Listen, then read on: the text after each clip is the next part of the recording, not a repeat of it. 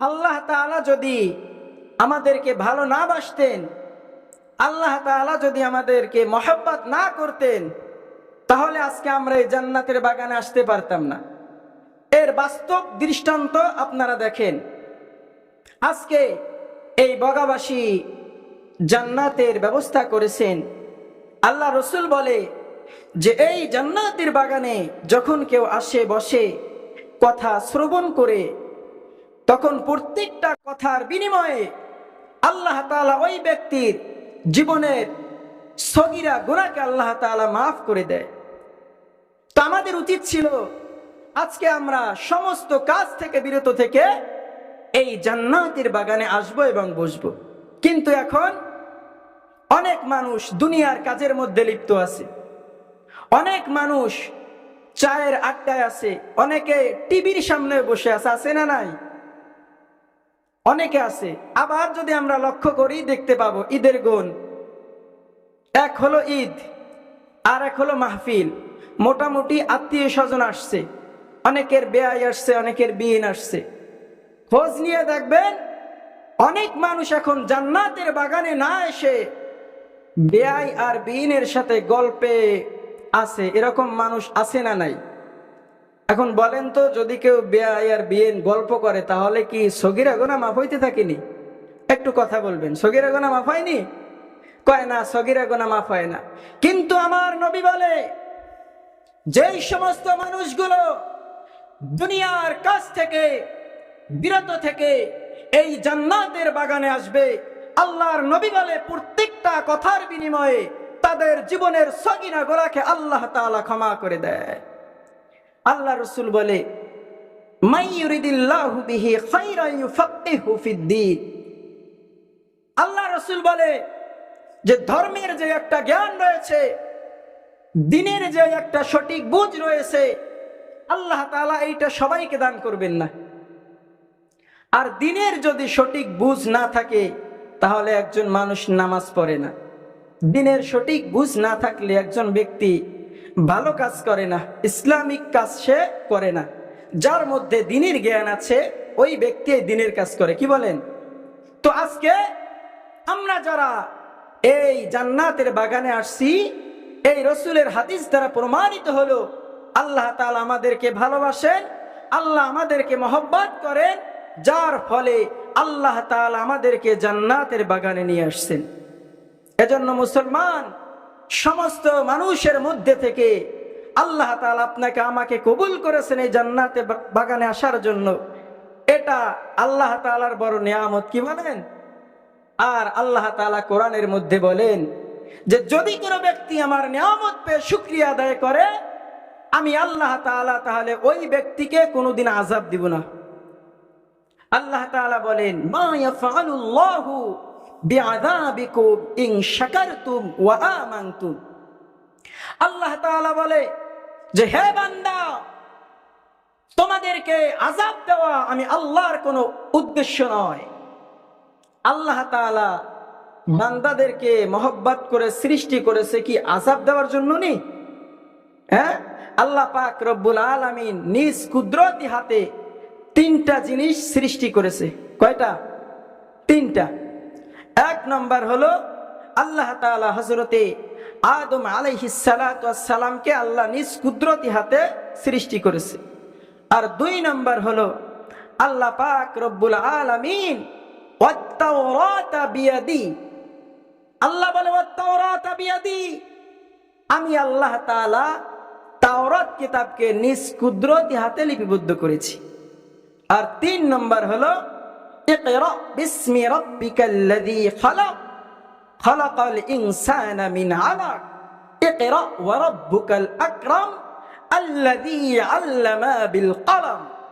আল্লাহ বলে তিন নম্বর জিনিস হলো আমি কলমকে আমি আল্লাহ নিজ কুদরতি হাতে বানিয়েছি। তাহলে যেই আল্লাহ তাআলা নিজ কুদরতি হাতে আমাদেরকে সৃষ্টি করেছে, ওই আল্লাহকে আমাদেরকে আযাব দেওয়ার জন্য সৃষ্টি করেছে? আল্লাহ বলে না। আল্লাহ বলে মা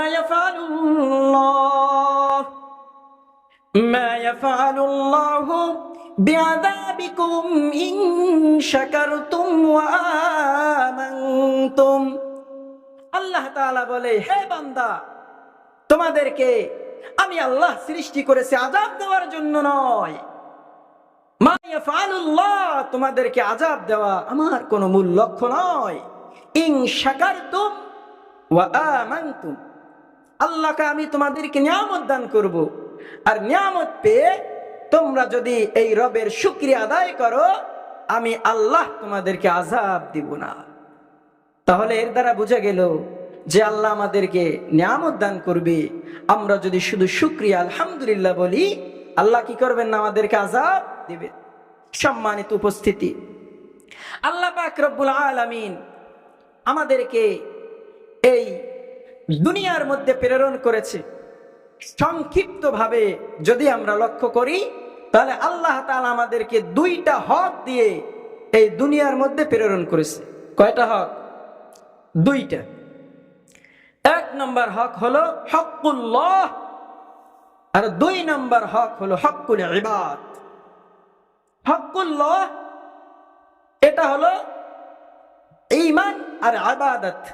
হকুল্লাহ মানে আল্লাহ পাক রব্বুল আলামিনের হক, আর সেটা হলো দুইটা, ঈমান এবং ইবাদত। এটা সরাসরি বান্দা আল্লাহ তাআলার জন্য করে, আর এটাই হলো আল্লাহর হক। আর হকুল ইবাদ, হকুল ইবাদ দ্বারা বোঝায় হলো মানুষের হক। মানুষের হক বলতে আমরা মানুষের সাথে চলাফেরা করি, উঠা বসা করি, লেনদেন করি, ব্যবসা বাণিজ্য করি, এইটা হলো বান্দার হক। আর বান্দার হকের মধ্যে সব থেকে গুরুত্বপূর্ণ হক হলো পিতামাতার হক। কাদের হক? পিতামাতার হক। পিতামাতার হক এটা এত গুরুত্বপূর্ণ একটা ইবাদত, আল্লাহ পাক রব্বুল আলামিন কোরআনের মধ্যে বিভিন্ন জায়গায় আল্লাহ তাআলা নিজের হকের কথা উল্লেখ করেছেন। আর আল্লাহ তাআলা কোরআনে যেখানেই নিজের হকের কথা উল্লেখ করেছে, তার পাশাপাশি আল্লাহ তাআলা পিতামাতার হকের কথা উল্লেখ করেছেন। যেমন আল্লাহ তাআলা কোরআনে ইরশাদ করেন, وَقَضَى رَبُّكَ أَلَّا تَعْبُدُوا إِلَّا إِيَّاهُ وَبِالْوَالِدَيْنِ إِحْسَانًا। আল্লাহ কয় وَقَضَى رَبُّكَ أَلَّا تَعْبُدُوا إِلَّا إِيَّاهُ وَبِالْوَالِدَيْنِ إِحْسَانًا। আল্লাহ তাআলা বলতেছে, হে আমার বান্দা, হে আমার বান্দা বান্দীগুলো, وَقَضَى رَبُّكَ أَلَّا تَعْبُدُوا إِلَّا إِيَّاهُ, যে তোমরা দুনিয়ার মধ্যে আমি আল্লাহ তাআলা ব্যতীত অন্য কারো ইবাদত করবা না।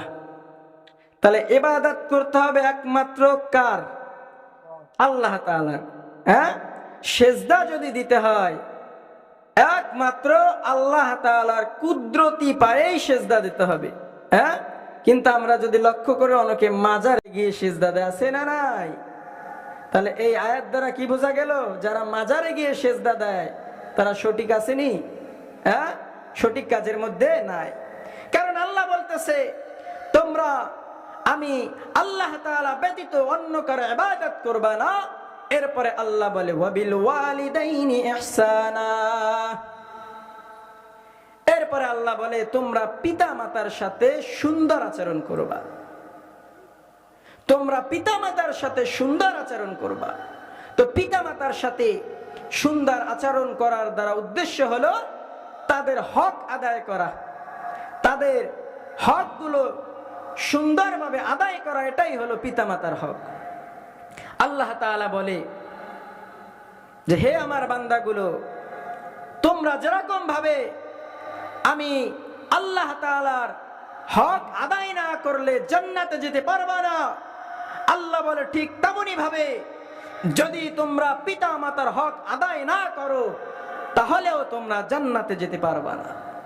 তাহলে বোঝা গেল যে আল্লাহ পাক রব্বুল আলামিনের হক আদায় করা যতটা গুরুত্বপূর্ণ, পিতা মাতার হক আদায় করাও তার কাছাকাছি গুরুত্বপূর্ণ। কিন্তু আজকে আমরা যদি সমাজের দিকে লক্ষ্য করি, আমরা দেখতে পাই অনেক পিতামাতা আজ অবহেলিত আছে। অনেক পিতামাতা আজ সন্তানের থেকে সুন্দর আচরণ পাচ্ছে না।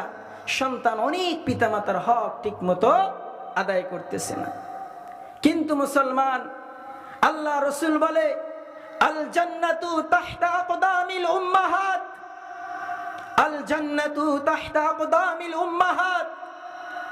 আল্লাহ রসুল বলে, হে আমার উম্মতেরা, তোমরা স্পষ্ট বক্তব্য শুনে নাও, তোমরা আমি মুহাম্মাদের স্পষ্ট বাণী শুনে নাও। আল জান্নাতু তাহতা আকদামিল উম্মাহাত, পিতা মাতার পদতলে রয়েছে প্রত্যেকটা সন্তানের জন্য জান্নাত। পিতা মাতার পদতলে পায়ের নিচে রয়েছে প্রত্যেকটা সন্তানের জন্য জান্নাত। রাসূল বলে, যদি তোমরা চাও এই পিতা মাতার সাথে ভালো আচরণ করে, এই পিতা মাতার সাথে সুন্দর আচরণ করে তোমরা জান্নাত উপার্জন করতে পারবা। আর যদি তোমরা চাও এই পিতা মাতার সাথে খারাপ আচরণ করার দ্বারা তোমরা জাহান্নাম উপার্জন করতে পারবা। আল্লাহ রাসূল বলে, ও আমার সাহাবীরা, তোমরা শুনে রাখো, পিতা মাতার মর্যাদা আল্লাহ তাআলা এত পরিমাণ দিয়েছে। আল্লাহ রাসূল বলে, ও আমার সাহাবীরা, তোমরা শুনে নাও, যদি কোনো সন্তান তার মায়ের দিকে একটা বার মুচকি হাসি দিয়ে কথা বলে, আল্লাহ রসুল বলে আল্লাহ তাআলা ওই সন্তানের প্রতি মহব্বত দেখিয়ে খুশি হয়ে ওই সন্তানের আমল নামায় একটা কবুল হজের সওয়াব দান করে। পড়ি সুবহানাল্লাহ। সম্মানিত উপস্থিতি, তাহলে একটু বলেন তো, আমরা যারা হাজী সাহেব আছি, যারা হজ করে, মনে করেন 5 লক্ষ 7 লক্ষ টাকা খরচ করে কি করে হজ করে, কোন বাপের বেটা আসেনি যে বুকে হাত দিয়ে বলবে, হুজুর আমি হজ করে আসছি, আমার হজ কবুল হয়েছে? কেউ বলতে পারবে? হ্যাঁ, আরো হয় কি জানেননি, আরো যারা হজ করে হাজী সাহেব হয়, তাদের মধ্যে একটা ভাব আসে আলাদা। এক এলাকায় 2 জন হজ করে আসছেন, হাজী সাহেব কেউ কয় না। সবাইকে তো আর হাজী সাহেব বলা যায় না, আর বলবেও না অনেকে, না হাজী সাহেব কেউ কয় না। 7 লক্ষ টাকা খরচ করে হজ করে আসছে, কেউ হাজী সাহেব কয় না। 2 জনে পরামর্শ করছে, কয় ভাই শোন, আমরা হজ করে আসছি, কেউ তো হাজী সাহেব বলতেছি না, তাহলে করা যায় কি? কয় তুই আমাকে হাজী সাহেব বলবি, আমি তোকে হাজী সাহেব বলবো। হজ করে আসছি 7 লক্ষ টাকা দিয়ে, হাজী সাহেব যদি না বলে তাহলে কি ব্যাপারটা হয়নি? হ্যাঁ, এরকম হাজী সাহেব আছে না? নাই, আছে। হজ করে আসলে শরীরে একটা আলাদা ভাব হয়। মেয়ে বিয়ে দিবে, দেখতে আসছে, হাজী সাহেব বসা বেয়াইয়ের সাথে কথা বলতেছে, আলোচনা হচ্ছে বিয়ার, খাবার দাবার সামনে নিয়ে আসছে। হাজী সাহেব ডাক দিয়ে বলতেছে, ঘরের মধ্যে যে লোক রয়েছে ডাক দিয়ে বলতেছে যে আমি তৃতীয়বার যখন হজ করে আসছিলাম, তখন আসার সময় যে জগ কিনে নিয়ে আসছিলাম না, ওই জগে তাদেরকে পানি দাও। কয় তৃতীয়বার যে হজ করে আসছিলাম না, আসার সময় যে জগটা কিনে নিয়ে আসছি, ওই জগে তাদেরকে পানি দাও। হাজী সাহেবের উদ্দেশ্য হলো, বেয়াই তুমি শুনে নাও, আমি একজন আলহাজ, 1 বার নয় 2 বার নয়, বরং কয়বার হজ করছি? 3 বার। এটা জানানো তার উদ্দেশ্য, কথা কয় না। তাহলে এরকম হাজী সাহেবরা কি করে, একটা ভাব চলে আসে। আল্লাহ রসুল বলে 5 লক্ষ 7 লক্ষ টাকা খরচ করে তোমরা হজ করে আসো, কেউ বলতে পারবে না আমার হজ আল্লাহ কবুল করেছে। কিন্তু আমি মুহাম্মাদুর রাসূলুল্লাহ সাল্লাল্লাহু আলাইহি ওয়াসাল্লাম গ্যারান্টি দিলাম, যদি কোনো সন্তান তার পিতা মাতার দিকে একবার মুচকি হাসি দিয়ে তাকিয়ে থাকে, আল্লাহ তাআলা ওই সন্তানের আমল নামায় একটা কবুল হজের সওয়াব দান করে। বলি সুবহানাল্লাহ। আমি তো বলি যে পিতা মাতা যদি দুনিয়ার মধ্যে জীবিত থাকে, পিতা মাতা দুনিয়ায় জীবিত থাকতে আবার হজ কিসের? হজ তো তখন করব যখন দুনিয়ায় পিতা মাতা থাকবে না। আমার মা যদি ঘরে থাকে, আমার মা যদি ঘরে থাকে, আমার সামনে থাকে, তাহলে একটা হজ তো 24 ঘন্টা আমার সামনেই আছে, তাহলে আবার হজ কিসের? ঠিক নেই? আল্লাহ রসুল সাহাবীদেরকে যখন বলল যে যদি কেউ একবার পিতামাতার সাথে মুচকি হাসি দিয়ে কথা বলে একটা কবুল হজের সওয়াব আল্লাহ দান করবে।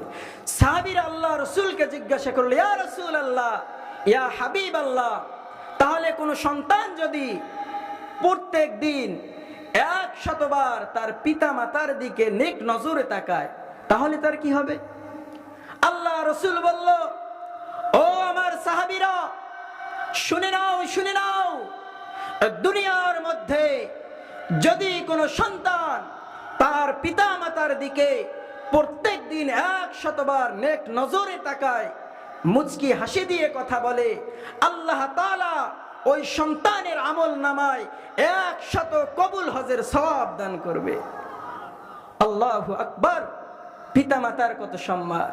কিন্তু আজ যদি আমরা বাহ্যিকভাবে লক্ষ্য করি তাহলে দেখতে পাই অনেক সন্তান রয়েছে নেতার কথায় উঠে আর বসে, কিন্তু বাবার কথা শোনে না। আছে না নাই? অনেক সন্তান আছে, যদি কোনো নেতা বলে এই জায়গায় বসে প্রস্রাব করো, জায়গায় প্রস্রাব করে। রাত 2টার সময় ফোন করে, আসো ঘের দখল করতে হবে, ঘুম বাদ দিয়ে চলে যায়। আছে না নাই? কিন্তু যদি রাত 11টার সময় কোনো বাবা একটা হুকুম করে সন্তানকে যে সন্তান একটা কাজ করতে হবে, সন্তান বাবার কাজটা করে না। আমি তো বলি যে সমস্ত সন্তানেরা নেতার আনুগত্য করে, নেতার কথা শোনে, কিন্তু তারা বাবার কথা শোনে না, এর থেকে হতভাগা সন্তান আল্লাহর জমিনে আর কেউ হতে পারে না। কথা বলেন ঠিক কিনা?